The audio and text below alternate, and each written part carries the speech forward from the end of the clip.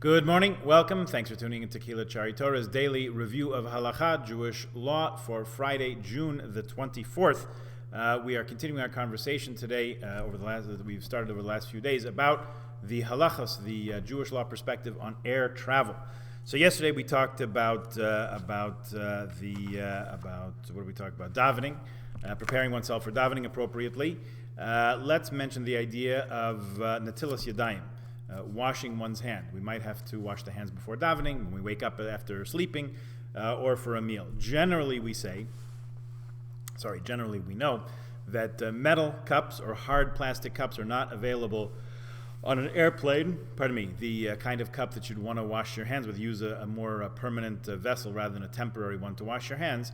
What you're left with is a paper cup or the very light plastic cup that comes with the meal, the little coffee cup there, to wash your hands. There is a discussion in the poskim if you can use a disposable cup. Igros Moshe speaks about it. As Nidbaru, a number of latter-day halachic authorities speak about the idea of using this very flimsy, not so permanent, not so bakavadik vessel to wash your hands. Nevertheless, you have nothing else, so use this. One should be sure to dry the hands outside the bathroom. Also make the bracha outside the bathroom as well. Even if there are no towels available, let's say that somebody used up all the paper towels, you should not dry your hands on your clothing. This is not conducive to remembering your Torah study. You should not dry your hands on any garment, especially someone else's. Many people are particular to dry their hands completely before washing for bed, which really is the correct procedure. Some say you can dry your hands on your clothing in this situation. I would suggest rather, if you wait a moment or two, your hands sort of air dry, plus you will have the napkin that comes with the meal. That you got to use it. Okay, there is a lengthy conversation here. Let's introduce it, and then we'll continue it after Shabbos. The idea of the mezonot roll. We alluded to it before. Here's what he writes. In-flight mealtime. Your stomach is growling. The flight attendants bring your kosher meal. The problem is that the aisle's crowded with meal carts and busy flight attendants. How can you wash for bed without climbing over people? Many years ago, someone suggested that mezonot rolls could substitute for regular bread, thus avoiding the problem. As will be explained below, I'm putting this in, a little editorial comment, there are many views that say that these rolls are not mezonot.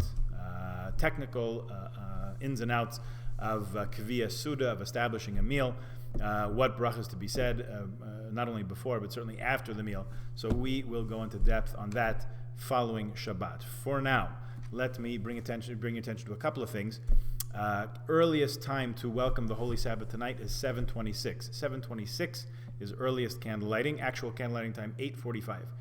If you would like to join us in Shul for davening, we will have a minyan right here in the Shul in Kila Chari Torah in the main sanctuary at 7 p.m. There'll be a number of people in for our family's bat mitzvah, for Shayna's bat mitzvah, so there will be a minyan tonight.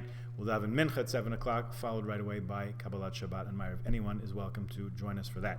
Tomorrow morning, Shachros will be 9:15. That's what time we start. It is Shabbos Mevarchim. We are blessing the new month of Tammuz, which begins later on this week, and there will be a nice kiddush, please God, following the davening. So everyone is invited to join us for that. Shayna will be speaking a little bit, sharing with us some of the Torah learning that she has done in honor of her bat mitzvah. So please, if you will, join us for that. Ma'ariv and Shabbat. I'm not sure exactly what the minyan status will be for Ma'ariv. But Shabbat does conclude at 9:59. This week, of course, is the latest conclusion of Shabbat for the year. So just make a note of that. Okay? Have a wonderful Shabbos. Shabbat Shalom. Have a good one. And we will see you in Shul, hopefully, all the very best. Good Shabbos.